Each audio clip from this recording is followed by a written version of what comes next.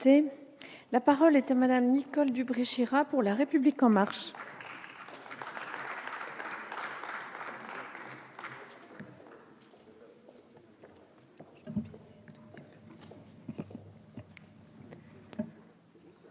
Madame la présidente, madame la ministre, madame la rapporteure, chers collègues, la proposition de loi du groupe GDR vise à supprimer la prise en compte des revenus du conjoint dans la base de calcul de l'allocation aux adultes handicapés. Je tiens à saluer son initiative qui, au travers de cette proposition, nous permet d'échanger sur un sujet majeur, celui du handicap. L'amélioration de la vie des personnes en situation de handicap nécessite de prendre en compte l'ensemble des besoins et des attentes, notamment des aides, mais pas exclusivement sous le mode de calcul de l'AAH. L'allocation aux adultes handicapés est une aide financière qui, comme ça a déjà été dit, vise à assurer un minimum de revenus. Elle est attribuée sous réserve de respecter des critères d'incapacité, d'âge, de résidence et de ressources. Son montant vient en complément des éventuelles autres ressources de la personne en situation de handicap. C'est donc une allocation subsidiaire. Il s'agit d'un minima social qui prend en compte les ressources du foyer pour en déterminer le montant, revenu du conjoint et nombre d'enfants à charge.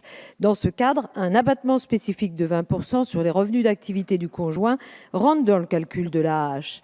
Il s'agit du principe de solidarité familiale que nous souhaitons défendre et maintenir. La déconjugalisation de l'AAH que vous proposez s'avérera défavorable pour de nombreux bénéficiaires. L'AAH est essentielle pour les personnes en situation de handicap. C'est pourquoi, conformément aux engagements de campagne, son montant sera revalorisé de 11% entre 2017 et 2019 pour atteindre la somme de 900 € par mois. Un investissement de l'État au total de 2 milliards d'ici 2022. Dans ce cadre, nous avons fait le choix de suivre aussi des recommandations du rapport Plus simple la vie, porté par le secrétaire d'État Adrien Taquet et le membre du Conseil économique, social et environnemental Jean-François Serre. Celui-ci vise à faciliter la vie des personnes en situation de handicap présentant un taux d'incapacité permanente d'au moins 80%. Il met en place une simplification administrative en permettant de déclarer leur situation une seule fois au cours de la vie, contre 9 à 10 fois auparavant. Cette simplification majeure pour les bénéficiaires permet de libérer du temps aux aidants, ainsi qu'aux acteurs des maisons départementales des personnes handicapées, afin qu'ils puissent se recentrer sur un rôle d'accompagnement et de conseil pour permettre une meilleure insertion dans la vie active. Ce temps des différents intervenants permet de travailler sur l'inclusion, question essentielle et primordiale, qui nécessite un accompagnement physique et des aides financières. C'est par l'insertion que nous pourrons développer l'autonomie et l'émancipation. Les personnes en situation de handicap souhaitent un réel parcours de vie qui peut se faire grâce à une politique d'inclusion scolaire, professionnelle et sociale. L'émancipation par le travail est rendue possible grâce à l'intégration en milieu scolaire. On peut accompagner les personnes en situation de handicap à accéder au travail dans les entreprises afin de permettre une réelle insertion professionnelle. C'est pourquoi nous avons décidé de mettre en place des référents handicap dans les entreprises.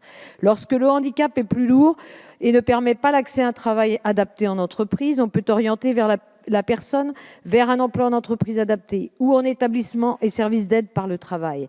À ce titre, la création de 40 000 postes en entreprise adaptée d'ici 2022, en plus de 23 000 existants, est proposée. Lorsque l'inclusion par le travail n'est pas envisageable, alors l'aide par la prestation compensatoire du handicap est possible. Cette aide est la traduction du droit à la compensation, ce que n'est pas l'AAH.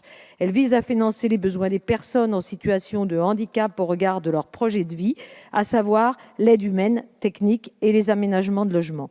Les modalités d'attribution de la PCH doivent évoluer, progresser et s'améliorer du fait, entre autres, des disparités entre les différents départements.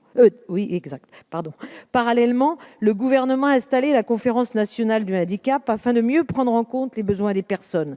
Un groupe de travail national a été mis en place, Madame la ministre l'a signalé, sous la présidence de Madame Martin, vice-présidente du conseil de mon département, dont je salue l'action. En septembre 2018, le président de la République a présenté la stratégie de lutte contre la pauvreté dans laquelle la réflexion sur la création d'un revenu universel d'activité a été proposée. Ce revenu universel d'activité vise à fusionner le plus grand nombre de prestations sociales possibles. À ce titre, dès avril 2019, une concertation institutionnelle et citoyenne sera lancée pour définir les contours de ce nouveau système de minima sociaux. Il est important de changer la représentation du handicap afin de permettre à chaque personne d'avoir un parcours de vie adapté à ses besoins, tout en l'accompagnant vers davantage d'autonomie afin de réaliser ses projets. C'est à cela que le Haut-Commissariat aux droits de l'homme des Nations unies nous incite depuis 2017 à repenser la politique du handicap pour construire une véritable société inclusive.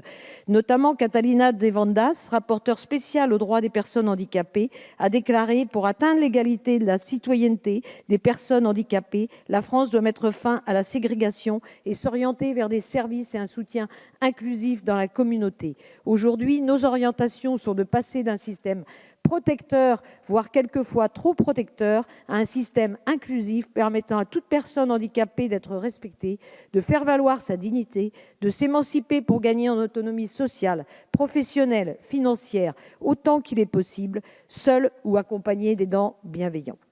Je vous remercie. Merci, madame la députée.